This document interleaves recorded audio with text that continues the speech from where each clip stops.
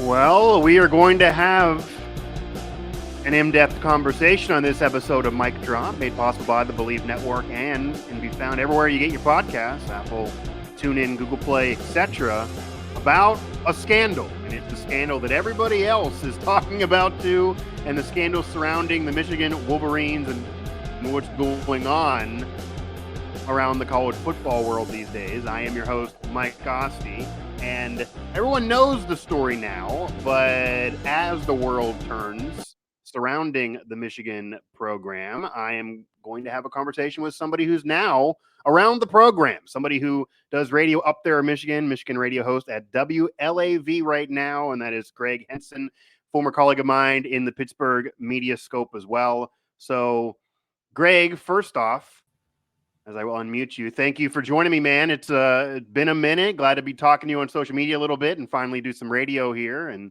maybe get in the future more when you pop back to Pittsburgh. So, well, thank you for the invite, man. I miss Pittsburgh. That's a great town, and I still keep an eye on it just because I grew fond of some of the teams when I was there. So I still watch the Steelers all the time, and still enjoy it. Okay, so maybe we'll do another show some other time about your thoughts on the Steelers and then those teams still. But once you get to Pittsburgh, you always kind of are wrapped in there forever. I hear that all the time from people that do leave, that they just can't stop keeping tabs on it because you get wrapped somehow, and even if you float into Pittsburgh for a brief moment there. So yeah, for sure. And our off-air conversation about Pittsburgh probably will be just as entertaining as this would be for anyone if anyone else ever hears that. But that's just for us right now. Gregg Henson, again, Michigan radio host from WLAV, we're going to talk the Michigan scandal here on Mic Drop. And before we fully unpack and get your thoughts, because you've been pretty vocal with your thoughts on what you think all of this, and you're around the area up there, and you're hearing from media and certainly have sources amongst the program, I want to get your take on, and obviously there's, as we're recording this, things could appeal. There could be another hearing. We don't know about the future games, but how you think things were handled for the Penn State game, where Jim Harbaugh kind of oddly, and it's kind of weird to even, I can't even remember the last time I've seen a suspension like this in sports, pro or college, where suspended for the game, but able to do all the work during the week with outside of fourth down calls and different calls during a game. That's a lot of the work you would do as a coach. So that where they finalized on doesn't get the restraining order. The decision comes down, basically right before the game. We're talking night before, morning of. He's at a hotel, gets told when he gets off the plane. That whole mess. How did that, smell for you? And then how do you think the Big Ten got there? Was it pressure from the other conference teams, public backlash, or maybe what they really felt about the situation? Well, I think it was handled terribly. And if Jim Harbaugh did something wrong, he should be suspended. At this point, there's no evidence he knew or was involved. And in the years I've known Jim Harbaugh, since he returned to Michigan in 2014, I find him to be a man of high integrity and high character. I know how he was raised. I know his parents. And I don't think he would intentionally cheat. Now, I do think it's not beyond any football coach to look for a loophole, and I think that's what this, I think that's what Connor Stalions did. I think he thought he found a loophole, and I think they're going to find out that didn't wash with Michigan. When they found out he was involved, they suspended him, and then he resigned. So yeah, it was handled terribly. I wasn't freaking out because of the game. I was more curious as to how it came down, because why would you wait till a holiday to do this? Why would you wait till he got on a plane? It seemed very curious and very punitive, but I don't think it's sinister. You know what I think it is? I think Petitti, who is the commissioner of the Big Ten, is so inexperienced. I think his background and his lens as a Major League Baseball guy is, oh my God, this is worse than the Astros, which it's not. Everything I think he saw was run through the lens of, this is cheating like the Astros. That led to ousting a manager, even though they would win a later World Series.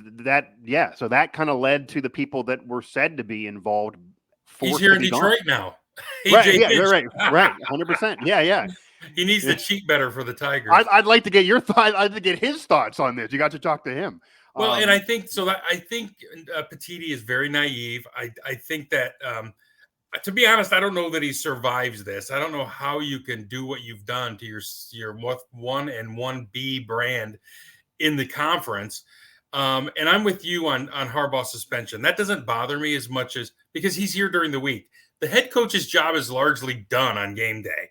The coordinators are calling plays. I mean, he obviously has oversight on everything, but you know how that goes. He can even tell them this situation, do this, this fourth down call, do this. This is what I would do, and like wink, wink, do that. Like yeah. So that wasn't as big a deal to me. I think Lee Corso said it on game day. He said, "Look, the only reason they'll miss Harbaugh is because he can work the refs, unlike Sharon Moore, who the refs will tell to stifle it."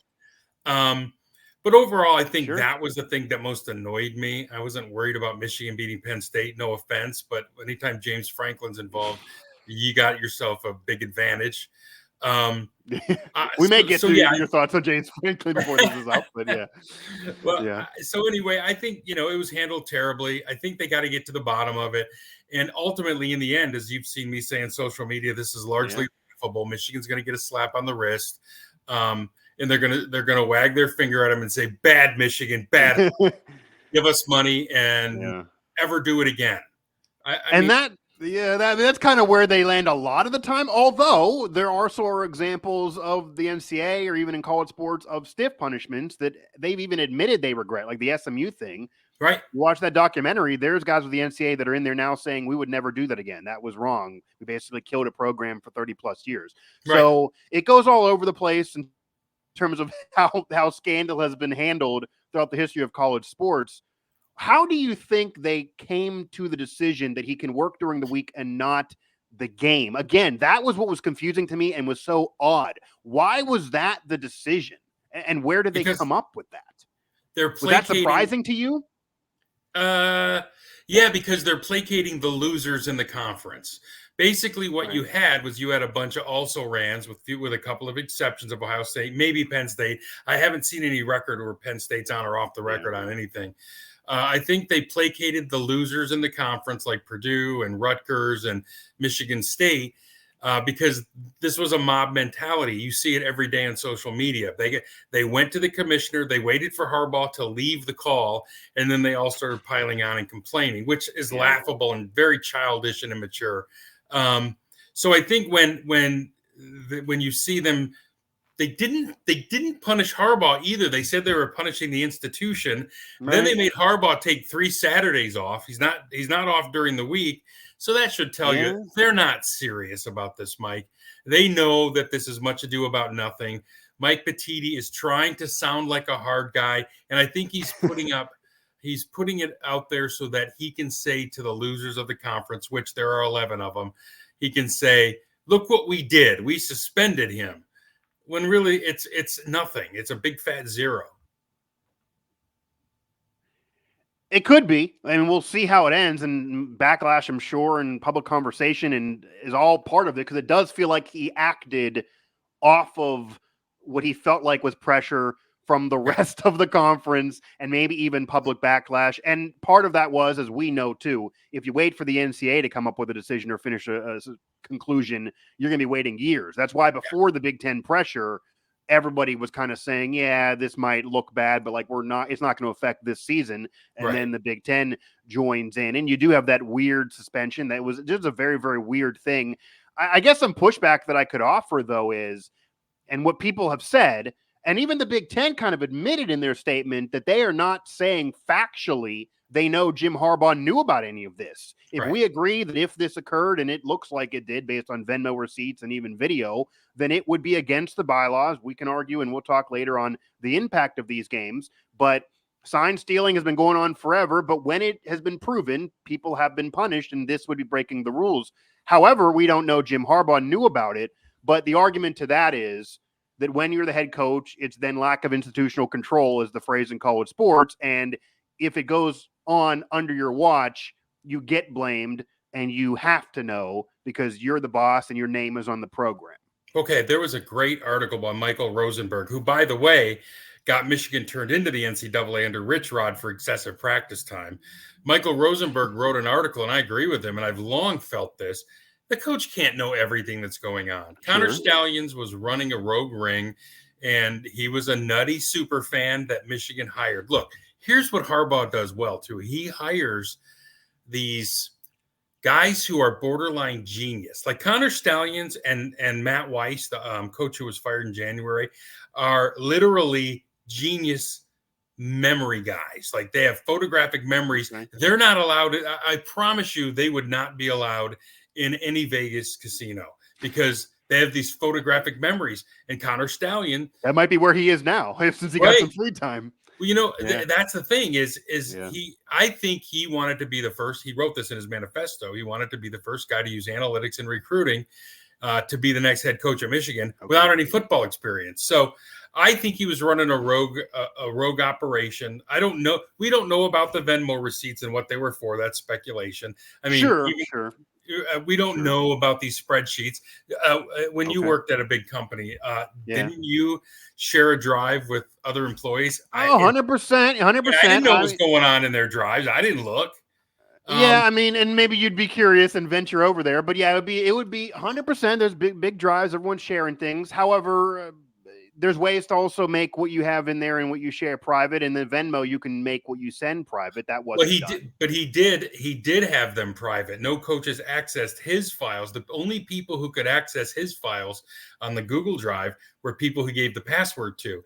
And him sending randos to a game to record is technically not against the bylaw. It's a big flick of the bird to the bylaw, and to the spirit of the bylaw. But I don't know that can ultimately come back on Harbaugh. And the other thing is yesterday, John Harbaugh in his press conference said, "Hey, they've checked Jim's computers and he came through with flying colors." So I'm just I didn't just see John's being asked about this. That's crazy. Yeah, he was asked yesterday. Check that quote out when we're done.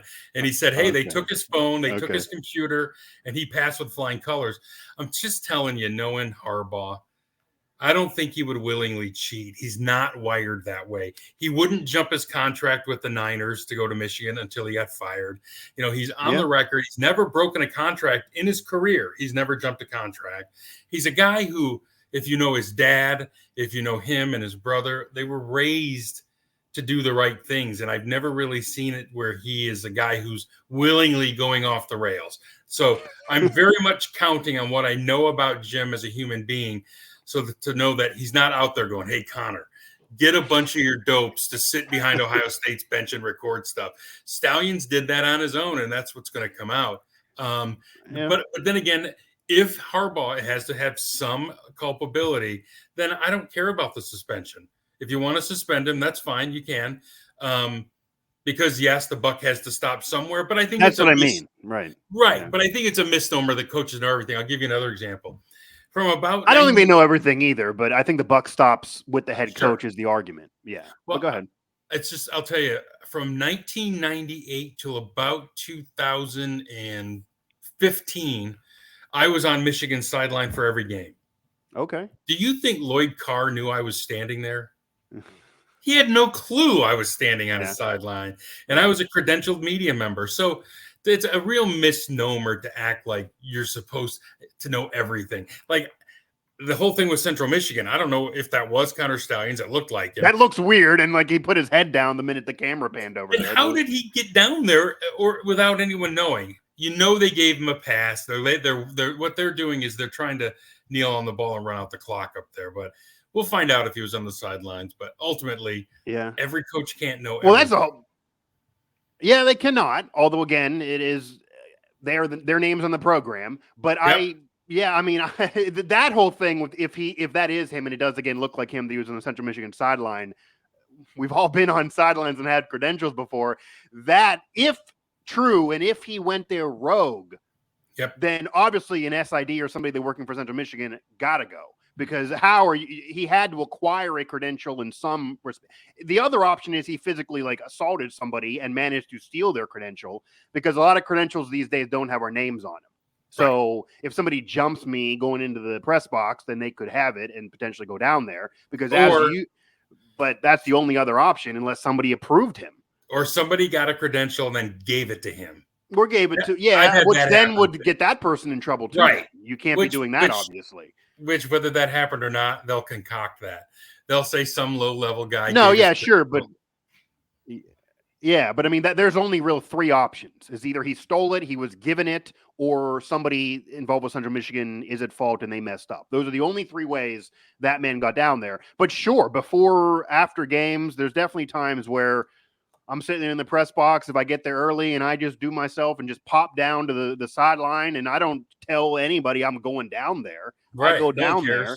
Right. So like, yeah, 100%. I mean, if you are supposed to be there, there's absolutely ways to be down there and have no one know you're down there. And you could even linger probably until kickoff if you don't want to actually do any work. And then you're just down there the whole time. As a broadcast media member, yeah, I wasn't doing any work till post game, so I would just stay on the field for the game. Well, there you go. If you, 100%. If you have nothing to write about, 90% even when you're writing, the work is done after the game. So absolutely, you could do that if you want. Gregg Henson here talking with him, Michigan radio host, WLAV is where he's coming to you from these days, and we're on Mic Drop talking Michigan. Conversation everyone else is having, but I want to get Gregg's thoughts for sure on this, and we haven't actually touched on it yet on this particular show, even though I have other places. Now, I'm also not in any way naive enough, and I don't think most people are, even though people's opinions are all over the place, that if there's something dirty going on at one program, regardless of who knows, that means it's the only program things are happening. I am sure there are similar things, whether it's to this level or not, in terms of sign stealing, even breaking rules, happening at other programs to this vein.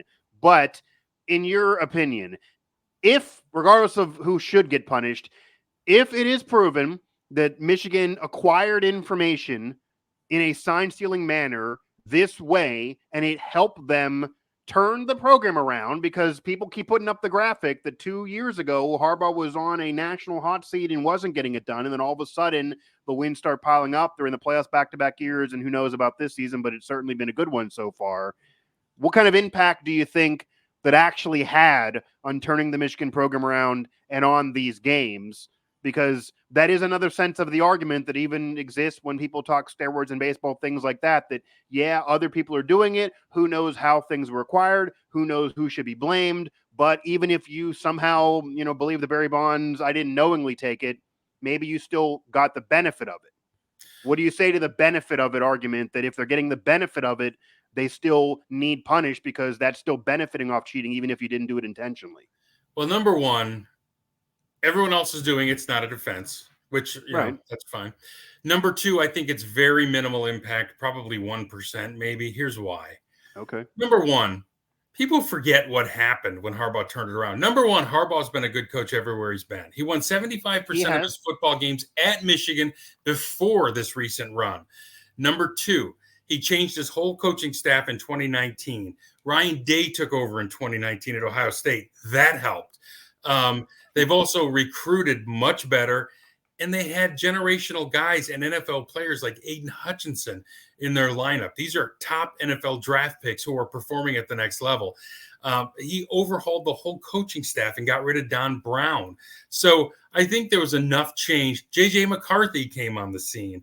I think there was enough change to really look at and say, okay, it's player development. Because if you look from 2019, which is the last time Ohio State beat Michigan, to now, the talent has gotten better every year. Who would have thought they'd have followed up 21 with 22? Who would have thought they would have followed up 22 with 23 in terms of talent? Michigan has 17 players who might be drafted in this year's NFL draft, which would be a record if they all were drafted. That's not sign stealing. That's development. So I think the sign stealing in some instances might have helped them, but I don't think that helped them when Mike Sanders knocked the ball out of Matt Stover's hands in the end zone at Ohio State last year. Yeah. I don't think that helped him when Aiden Hutchinson picked up an NFL first-round pick and dropped him on his ass against Ohio State 2 years ago in Ann Arbor. You know what I mean? So what about 30 run plays in a row, too, against Penn State just recently? Like 30 run plays that you don't have to steal a sign. They knew, well, they're going to run the ball. It's coming at me, and they couldn't stop it despite in every other game having a great run defense. Against a great defense. Well, I think a lot of that, too, was Michigan was having a hard time blocking the edges on those early pass plays. I mean, Karsten Barnhart got ran by 3 times. And so I think, and I think to a small degree, it was a double flip of the bird. to everyone to say, okay, if you think we need your sign, we'll show you we don't, and we're going to strap it up. And that game largely came down to 4 or 5 run plays that Michigan broke and Penn State didn't. And Sure. but if you look, it was all great defense by Michigan, gap integrity.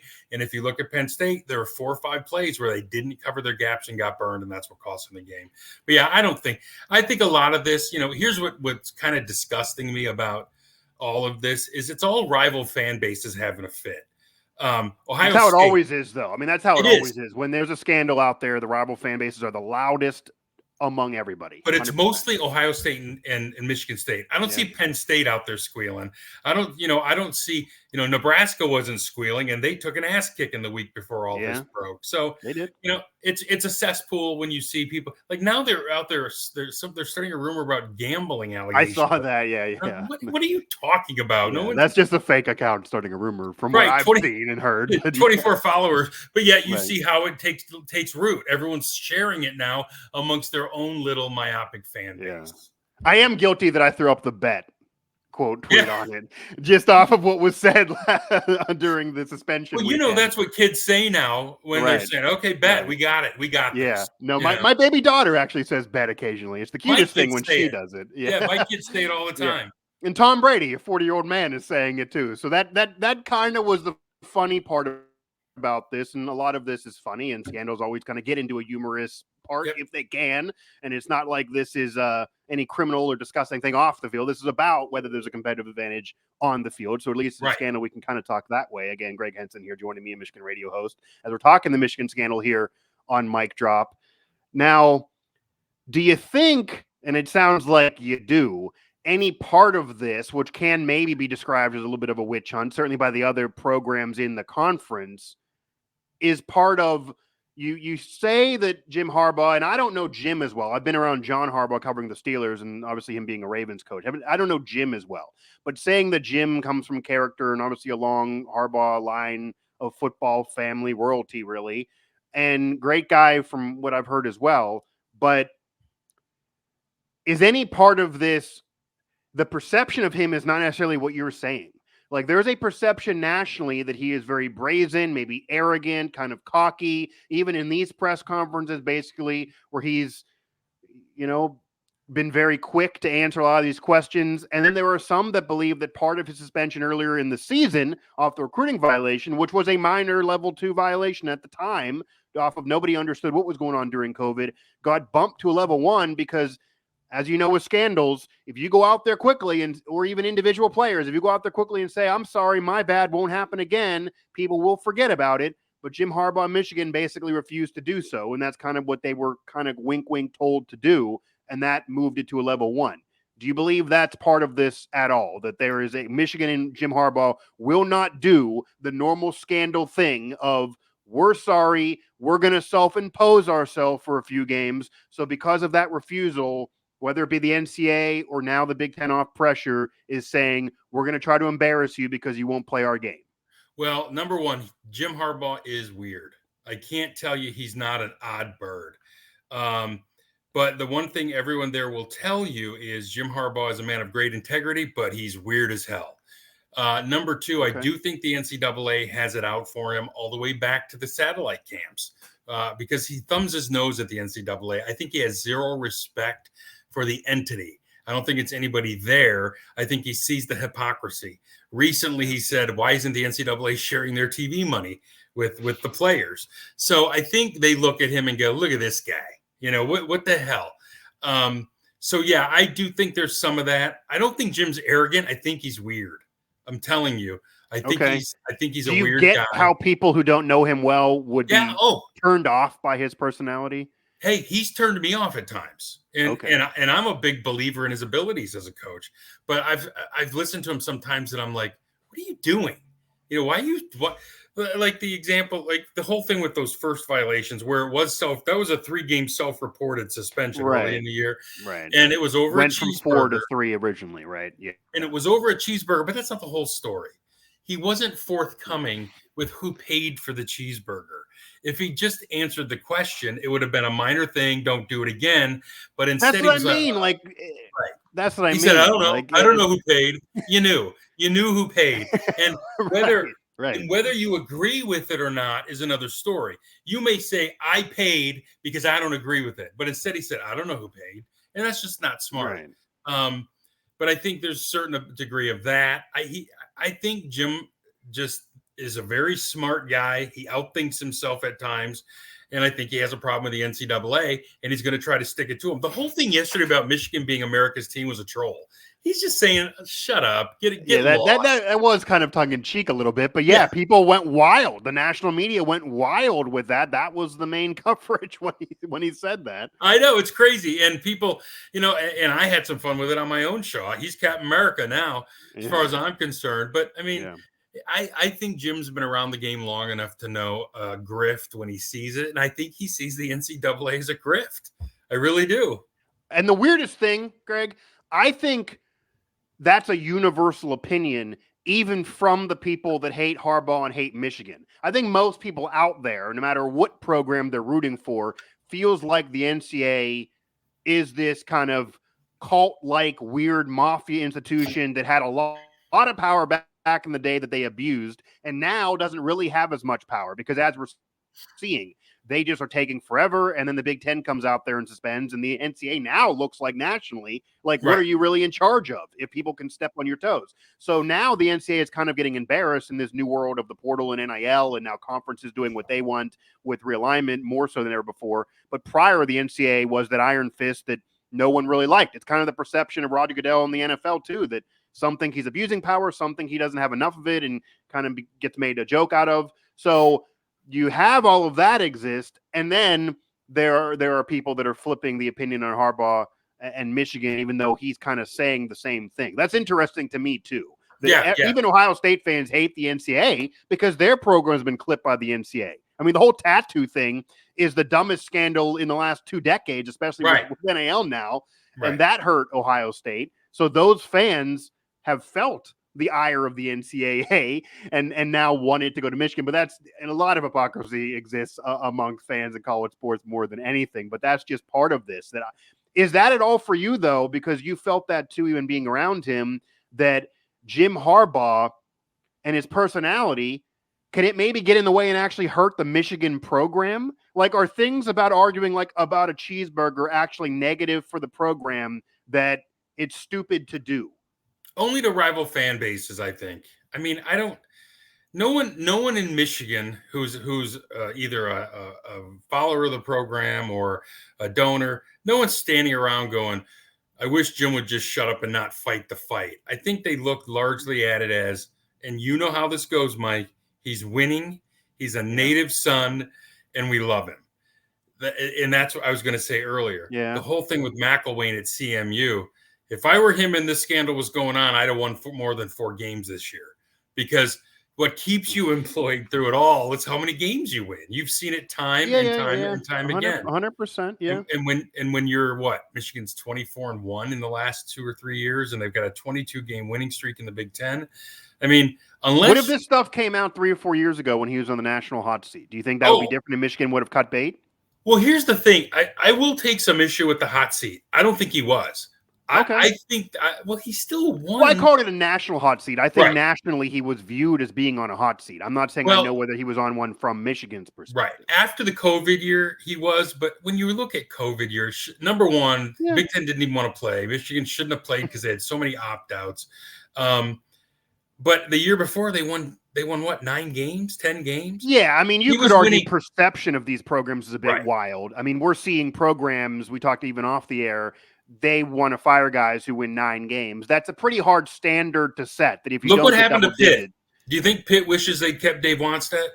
Yeah, that was a rough decision. It took him a while to get back to even where he would maybe building, even though there was rough times there. Look at Nebraska. A controversial decision, and Nebraska's another one, 100%. There's even an argument at Texas A&M. I get Jimbo Fisher with all the recruiting money and all the recruiting classes has not been winning enough, but they have 1 or 2 10-win seasons in the last 25 years, and you fire a coach that did win a national title, even not with you. So, and they just won big prior to getting fired. So and Kevin Sumlin, Kevin Sumlin got fired was a little better off.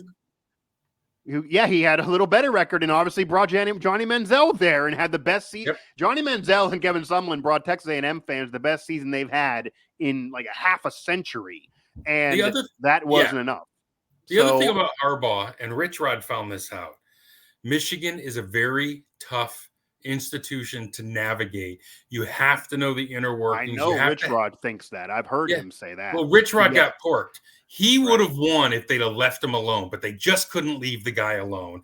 Yeah. And it was underhanded and gross. Michigan's administration and the Board of Regents and the athletic directors can be very gross. That's why the coaches that win are strong coaches. Bo Schembechler, Lloyd Carr, and Jim Harbaugh. They all have that gravitas that it takes to navigate, because at one point when Bo Schembechler was just hired, if it hadn't been for Bo and the athletic director, there were those in the administration who wanted to get rid of football. This was in the 70s.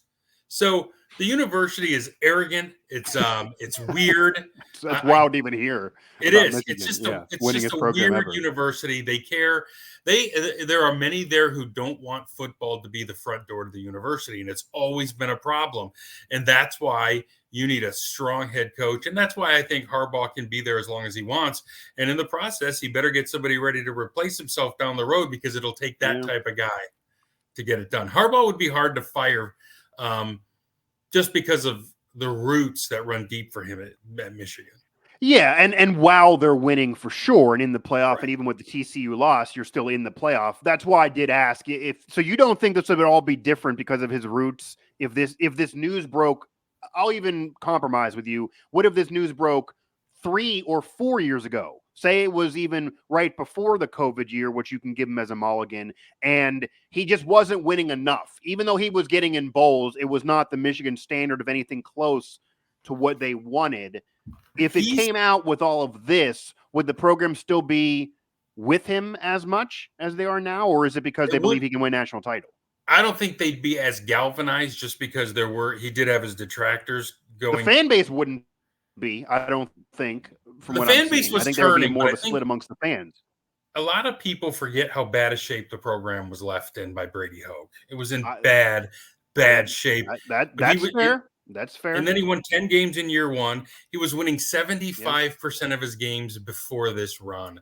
It would be very, very hard to fire Jim Harbaugh for winning 75% of his games. Now, I get it. I understand. He wasn't winning the big games, though, because you know how schedules are built. Just like he was James winning. Franklin Basically prior to these past 2 years, he would have had the James Franklin resume. Yep. Where he was winning a lot of games, but once they played the big boys, he wasn't able to win, and he wasn't even competing in some of those games. And like Franklin's benefiting the hardest out of conference games, West Virginia, that Franklin put on the schedule. So if you're and Michigan's out of conference schedule is pretty easy too. So if you're going to put that schedule up there and then you win 75% but no big games, that's where the fan base, I think, was screaming, how can you make me trust this is a national championship, let alone what we want?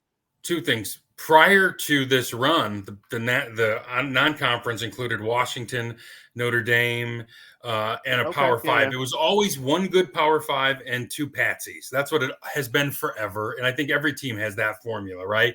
We're not going on the road. Normally, not now in Michigan. Oh, they don't have that this year. The last 2 years, though, they had UCLA and on the schedule, and somehow it got canceled. There are varying rumors.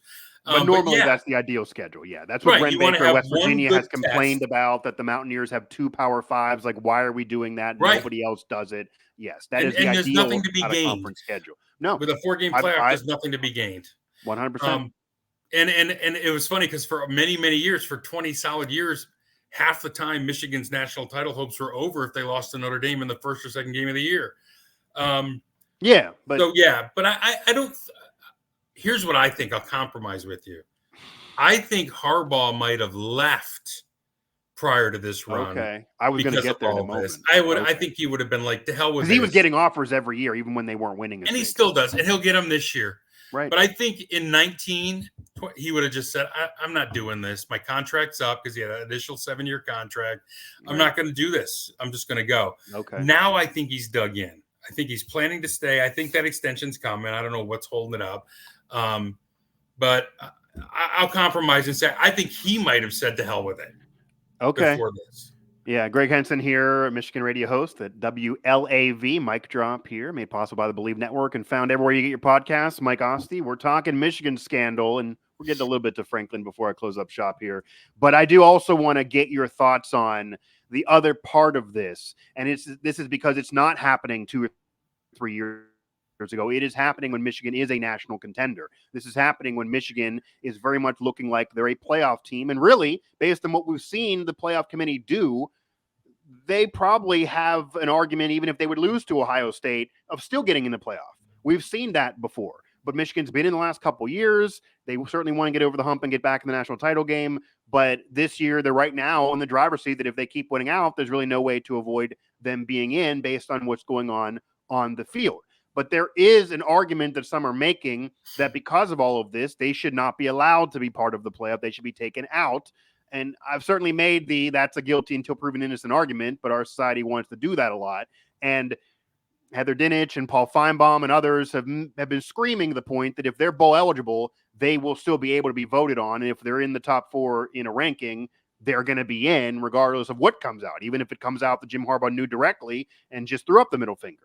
What are your thoughts on the whole argument of people that if you put them in the playoff and then find out later they had an unfair advantage and they go ahead and win a national title, that the NCAA may find out later they're going to vacate the wins, and then that's not fair to, say, Texas, Florida State, Washington, the other fan bases, the other programs and players that don't have a scandal right now that then would be left out for Michigan that maybe had an unfair advantage that helped them 1%, maybe it helped them 10%, 20%, but it helped them a little bit.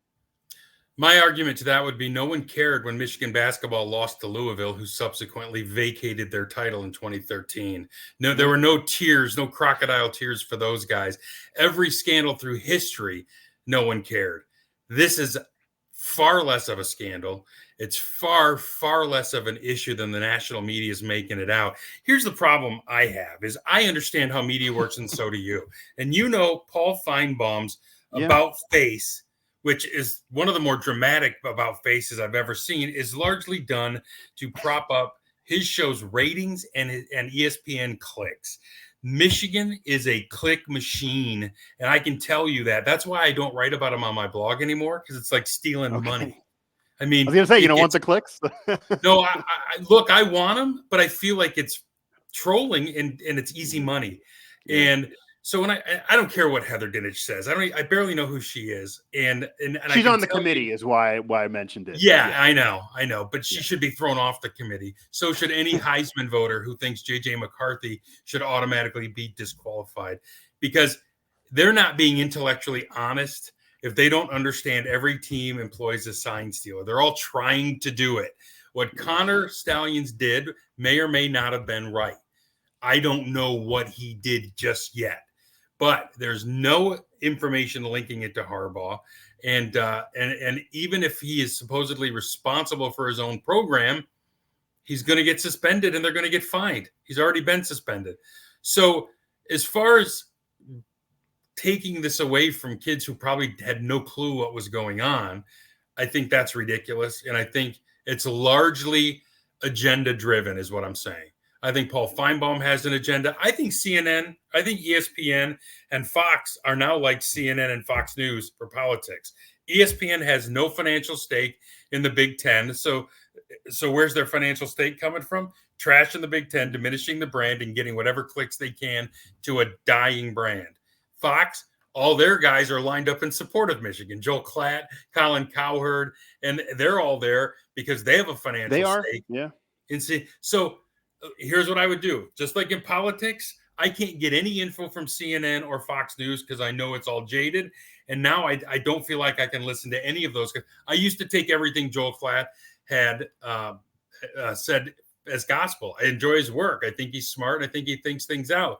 But I also know he's got a financial stake as an employee of Fox in seeing the Big Ten involved. So I mean, that's a whole, I don't disagree, but that's a whole rant for almost another day. But I've been saying for years that the issue is never going to be a change of any of those people, political sports. That's just how it's going to be. But people need to consume media intelligently. Like when you are watching MSNBC or you are watching Fox News, you have to go in and say, I know what they're agenda is. So I have And to hit take it with a Google. grain of salt on both sides of the coin. Yeah, and both sides of the coin. This is true Right. for both sides. And you do need to do double research and go to Google and make sure that what you're hearing is actually true or is a full opinion-driven thing. That's why if it's my opinion, my name is in the front of it. Not But nobody everybody does that understands because they that. want No, people they don't want the click. understand that. And that's our, and No, I'll tell you they do not, and it is probably a losing rant of mine because it's never going to be understood by enough people. Gregg Henson here joining me on Mic Drop, but the yeah, other that's thing, part the of other it too. thing Go though ahead. about what you were saying is these guys like Feinbaum, when they start trashing fans, they lose credibility because we don't care. I don't care what fans are saying. I don't care if you think Michigan fans are whining and sniveling babies, which he said yesterday. So that just makes me think he's angry at the fans, so he's going to trash the program. It doesn't make any sense to me. Why Now, do you think, because obviously he's an SEC guy, his show was built off of the SEC marketplace before he ever went national. So my question to you then would be, if this was Nick Saban in Alabama, who obviously has been a historic winning dynasty that nobody can deny their success, Nope. Do you think it would be the same? No.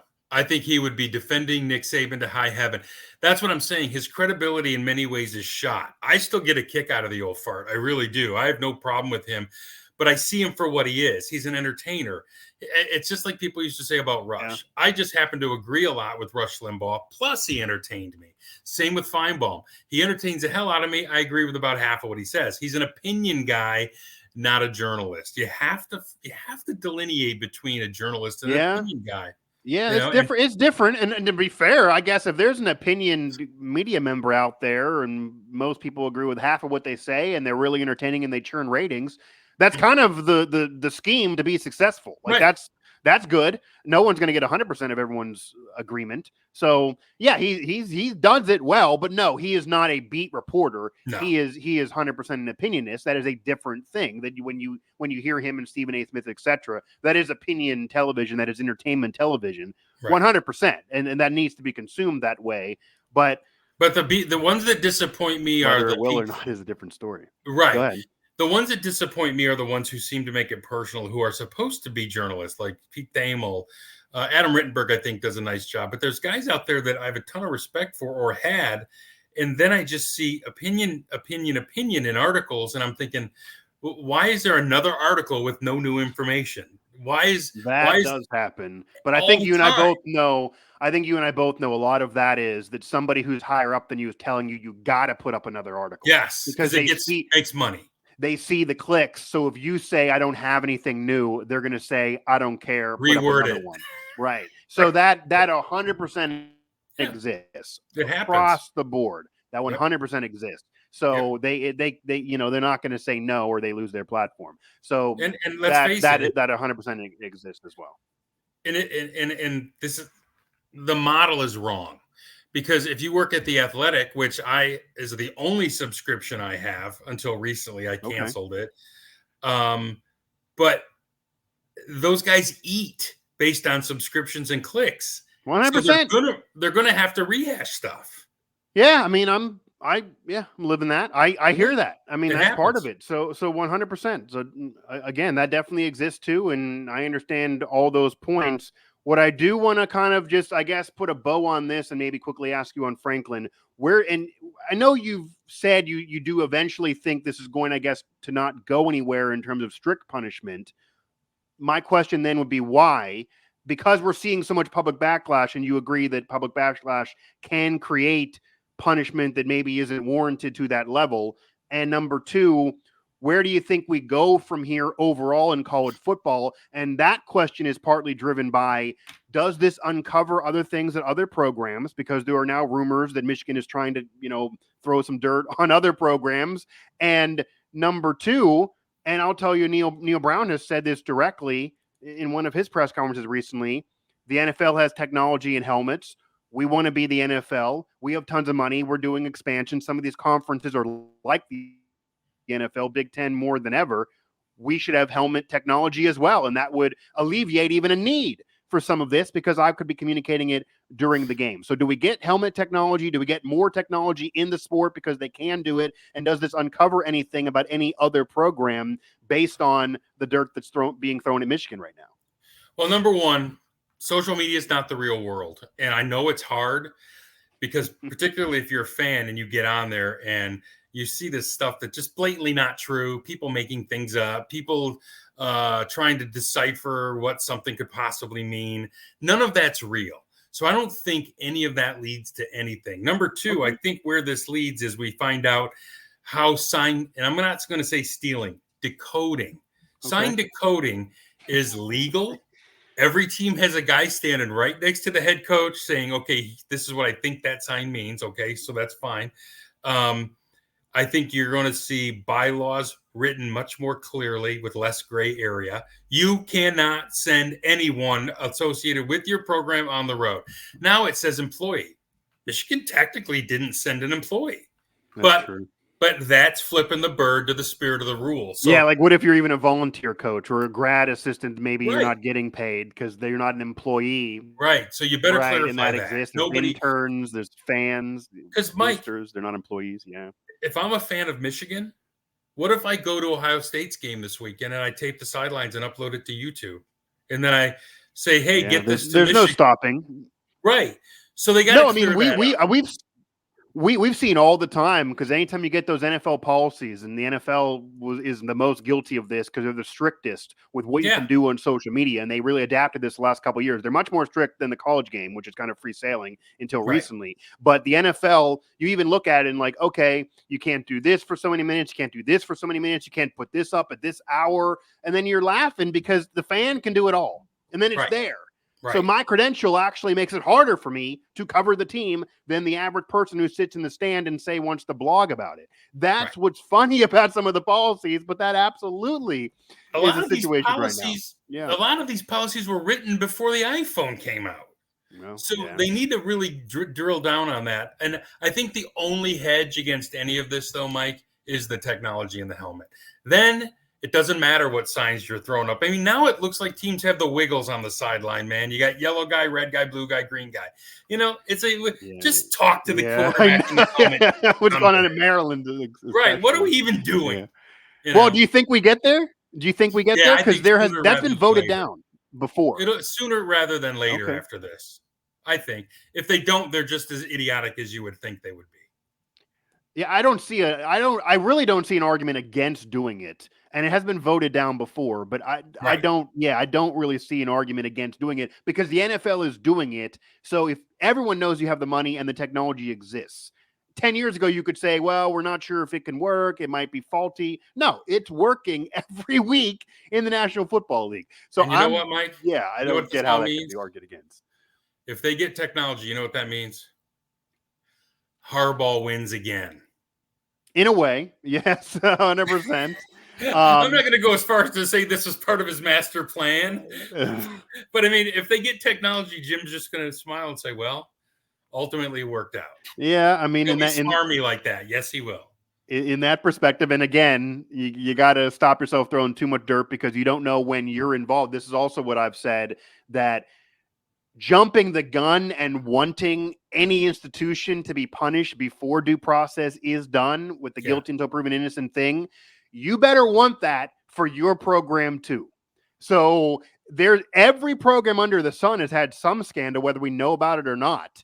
Some the NCAA throws under the rug, some they throw out there in the public eye. So when your program steps in the mud that everybody is stepping in at some point or another at all degrees, you're going to need to want that too, or then you're a hypocrite. And that is right now what it seems like some want at the Michigan program. Do you think this leads, whether it be a big punishment or not, whether Michigan wins the national title or not, and maybe that's part of this, do you think this leads to Jim Harbaugh saying, okay, this went on, I'm glad Michigan supported me, we did this on the field, I feel more comfortable about the Michigan program than I would have a couple years ago when I was turning down jobs, but the Raiders are offering me big money and full control, this team's offering me big money and full control, I don't want to deal with the NCAA, the Big Ten headache anymore, and I'm going to go? I don't think so. I honestly believe Jim Harbaugh retires from the University of Michigan. I mean, I don't know if a lot of people know this. His whole family, except John, moved back to Ann Arbor when he got the job. He lives down the road from his parents. He lives on the same street that Bo Schembechler coached on. Yeah. He's happy in Ann Arbor. I think he would like the crap to stop.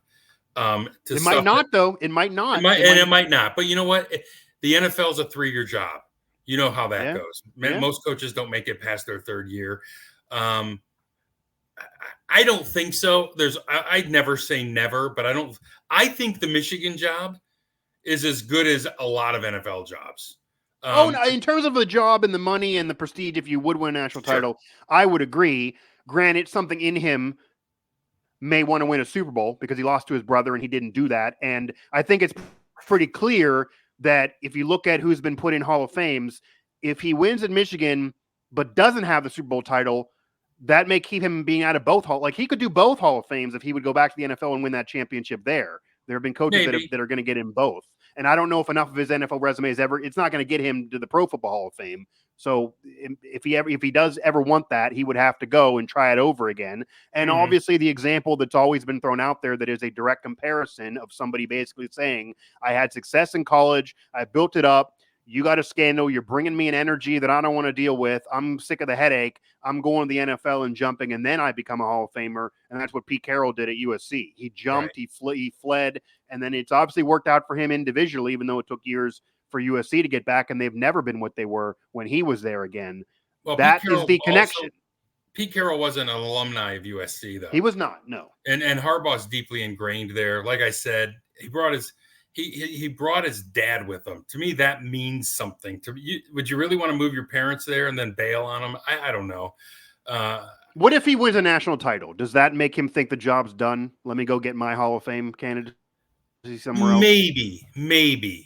And I never thought they were going to win the national title this year till they beat Penn State handily. That was where it's like, oh, maybe they could win. But I still think Georgia looks like they're finally figuring it out. But unless this spurs them on, that'll be the conversation if they do win. This spurs the '89 Michigan basketball team kind of had a right. But yeah, I don't know. I don't think he'll leave. I think it goes from 5% he leaves if they don't win to maybe 15% he leaves if they do. I think he's happy there. If he could, if he can get resolution and comfort with the NCAA, if it's even going to exist long term. Well, sure. Then I think he's there for the long haul. He could have left last year. He could have left the year before. Not even the NCAA, though. He might even be sick of the Big Ten being run by the middle of the road programs. He might. Yeah, but I think Petitti's gone. I think. Hey, don't think there's not something to Michigan considering bolting. Because there is a stance that is a big deal today in the way college football works with realignment, and all of realignment is driven by football, as you know, that I get being upset if you feel like a have versus you being a have not is getting even more of an advantage. However, if you're an also ran program and you're going at the top dog, you're hurting your own bottom line. Not if you go to the SEC, which is not a cultural fit. The other programs are hurting themselves, like Maryland, Rutgers. Right. If you lose Michigan, you lose easily financially. Well, you lose. I would say the Big Ten, prestige-wise, is 40% Ohio State, 40% Michigan, 20% everybody else. If Michigan and Notre Dame both join the ACC along with Clemson and Florida State, maybe you got a third conference that matters. Michigan is one of the top 5 programs in the country as far as just moving the needle. They had more people watching the game against Penn State than watched every other Big Ten game combined last week. Yeah. And I mean, the scandal is part of even helping them in that regard. They bring ratings anyway, but the scandal is part of how you get that. Because people probably were watching the pregame coverage, wondered if he was going to be, helicoptered in somehow or sneak in. But yeah, so Michigan is a premier program, even if they don't win. They're a premier program that's very, very attractive. That is the case even when they were down.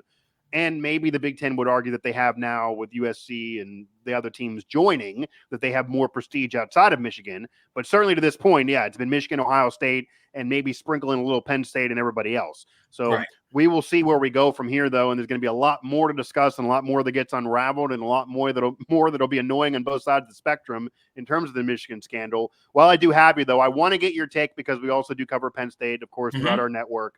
James Franklin just won the Rose Bowl. He's won a lot of games. Hasn't really got close to making them a true national contender. They're clearly below Michigan and Ohio State in the conference, and just got mollywopped by Michigan, regardless of this scandal. the perception amongst Penn State fans is pretty split. A lot of them want him fired. A lot of them do realize that it was a down program before him and that was getting off scandal. And he has built it up to certainly at least be the number 3 and be a good quality program again. Where do you stand on Franklin? If he ever can get Penn State back to where Paterno had it in the 80s, if the perception of him is legitimate that 10 wins a season is not good enough, or where are you? Number one, I think 10 wins a year is good enough for any program, particularly going into the 12-team playoff next year. I like James Franklin. He's a phenomenal recruiter, but the head-scratching moves, Mike, there are times where I'm thinking, I've never head coached a college team. What are you doing, man? And it seems like it happens every year. There's a couple things now that I'll never buy into again. Don't sell me Notre Dame, Maryland, or Penn State until they play Michigan or 100% Maryland. Yeah, Maryland. Yeah, I mean, Maryland is the most disappointing program in the program. Yeah, every year, it's, this Tualia guy, he's going to be great. They're going to contend. And where are they? Right back in 4th place in the Big Ten East.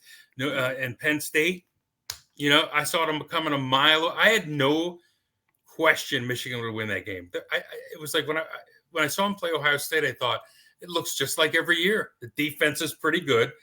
The quarterback is not developing. He's not getting better every week. He's a 5-star. I mean, the recruiting is there. They're a top 15 recruiting team every year. Every year. And the argument before, even in the Rose Bowl year, was they didn't have talent at quarterback. They were winning in spite of quarterback play. Now they have a 5-star QB, and it's the same. And he's not developing once again. I think there's a couple things that are bad looks for Franklin. Firing your offensive coordinator when you're the number 2 offense in the Big Ten, weird, especially because of one game. Because of one game is what happened. Yeah. And not just that, is you're the one who said go for 2 twice and chased points. It wasn't his fault. And your quarterback is young. He's not progressing as quickly as you would like, obviously. But, you're going to have a nice year this year. They're going to go 10-2. Win their bowl game probably. But I get it. Michigan was in the same boat 3 years ago. So maybe Franklin needs to steal some signs.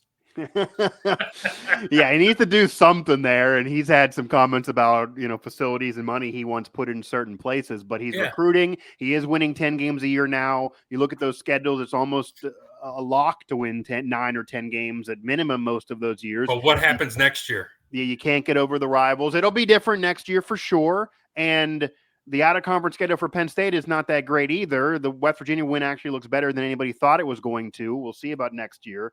But, it's going to be tougher as the conference expands for sure. And they might deal with other programs that can recruit nationally, not just Michigan and Ohio State, who have always been above them. But it is a really high bar and a standard to set that if you are 10 wins a year bowl champion, that is not good enough. Because it's been a long time since Joe Paterno won a national title for Penn State as well before that happened. So that's the standard you're holding James Franklin to. But I think the issue also exists this little bit this year, I will tell you from the Penn State fan base. The fact that it was the Rose Bowl calmed it down a little bit. True. They still had 10 wins and lost to the rivals, but they only had the one Rose Bowl championship prior to last year with Paterno. That's the elusive thing that they wanted to grab. They beat a quality program to get it. So because they had the ability and it wasn't part of the playoff and all of that, that was something they could have a parade for. They can't do that with the Rose Bowl this year. A 10-win season is going to be a bowl game they do not care about, even if it's New Year's 6. And the big problem also is it's tough when people say, well, you're third in your own division. That, the rival quips suck, because that's what they would say about Michigan. I'm like, well, they won 10 games. That's pretty damn good. Well, in the division stack with the 3 best teams of the conference, but I think part of that'll be fixed in that perception once they get rid of divisions. Right. So you won't have that anymore. The division, you won't have a Purdue playing for the Big Ten title any longer. Or Iowa this year. Right. Like if they are not legitimately one of the top 2 teams, they will not be there. And that's the way of most conferences now going into the future. The Big 12 has been doing it for a while, really. The main thing they did right before you were, Mark. So that, I think, will alleviate a little bit of that there will be no more of that. And if they somehow beat Michigan or Ohio State, but not both of them, and USC stays down and Oregon stays, not up to where they want to be, maybe they can squeeze in the Big Ten title game. Maybe they only need to beat one of them moving forward because the division situation won't exist. So There are we will very see few, what happens, but it yeah, won't be easier. there are very few coaches who are going to do what Franklin's doing at Penn State. Urban Meyer might be an upgrade. Right. I mean, it just is what it is. Yeah, it is. It is what it is, and that maybe can be the phrase of this entire show here. Greg, I appreciate the time. It was great talking to you. Definitely have to connect with you next time you're around Pittsburgh, and I'll let you know if I'm ever up there in Michigan. So I appreciate it for sure. All right. Thanks, Mike. Absolutely. Gregg Henson does radio up there in Michigan at WLAV, formerly of Pittsburgh Media. And his takes are always hot, so you may not agree with everything he says, and he's not going to hold back. And yeah, I'm not saying he's a Michigan guy. He's not a Michigan fan in particular of that program, but he is a Michigan media member, Michigan radio host up there at WLAV. So maybe you argue there's some bias involved, but I do think a lot of what he had to say holds merit for sure. And I think no matter what your opinions are, we are venturing into that witch hunt. There are programs that should not want the top dog to be screwed over and to have that top dog be screwed financially, etc., and maybe want to leave the conference. That does not help you. That is not in your vested interest if you are a Maryland, Rutgers, Nebraska, etc., moving on in the future of conference realignment. I do think that TD is acting off of the public pressure and the pressure of the rest of the conference. And you can't do that when you're a leader. You need to act what is right and what you know. And I've always been the guy of innocent until proven guilty in general, and not the way society has moved to guilty until proven innocent. And yeah, you can say due process is a legal term, but if we get to a situation where you learn something didn't happen that you believe did, or we learn more information and maybe other programs are doing the same thing, you just got to finish an investigation before you throw a punishment, because you can't go back. If you punish unjustly and then years later you say, I wouldn't have done that, it shouldn't have been that strict, you can't go back and then hand them a national title. No, they earn it on the field, and there's been sign stealing in the history of sports. So this seemingly is a situation where Michigan broke some rules. Michigan should be punished. Harbaugh should be punished. You can maybe take him out of coaching in the national title game or the playoff if you want to go beyond what's there now, or the Big Ten title, and say the wins don't count for him. If you want to do that, that's fine. But for the players at Michigan, how much were they benefiting? Sign stealing has always existed. It has always existed in sports, from baseball, where it's been really prevalent, of course, to football or wherever else. And it's not 100% help by any means. I mean, 30 straight run plays, that's not sign stealing. That's being better than you. So Michigan maybe is aided 1%, but these players were not involved in doing this. They didn't certainly sit on the sideline of an opponent like Connor Stallions may have done. So taking them out of it, no. Unless they're somehow not bowl eligible, they're going to get votes. If they win out, they're going to be there. Even if they lose, depending on how things fall, they have an argument, but they really got to win out now. They're not going to get benefits of the doubt. And if you want to say America's team, it's only because they're polarizing. When the Cowboys were America's team, that was because they were very polarizing, and they were always talked about when they were winning in the 70s to the early 90s. Same thing here. Winning, polarizing, talked about. That's Michigan. So maybe they really are America's team, even though certainly a lot of America not rooting for the Michigan Wolverines. Again, thanks to Gregg Henson there of WLAV, a Michigan radio host and former colleague of mine in Pittsburgh. You get this podcast everywhere you can get any podcast, of course, here throughout the Believe network, and also Google Play, Apple Podcasts, TuneIn, etc. And scroll the directory. You'll get a lot more that has nothing to do with Michigan. If you want to hear that conversation as well about the Steelers, whatever else is going on throughout the Pittsburgh sports scene or beyond, it's all there on the Mic Drop page here on Believe. And also, again, searching Mic Drop in any of your podcast directories, or search my name. It should come up there as well. Follow Greg on social, and also find myself, of course, bottom of the screen at Mike Asti 11 on social. So the Michigan scandal, it's never going to die out. I do think something more strict than what Greg thinks is going to go down, whether fair or unfair. This is fully off backlash and pressure to get where we are. Nobody really knows what's going on, how much advantage exists. We also really don't know. It's a mess. It's fun to talk about, though. It's fun for us in media. That was a fun conversation with Greg. So I'm glad these things happen to be able to make shows like this possible. And another chapter, and as the world turns for the Michigan Wolverines, I'm sure will roll on in the weeks to come.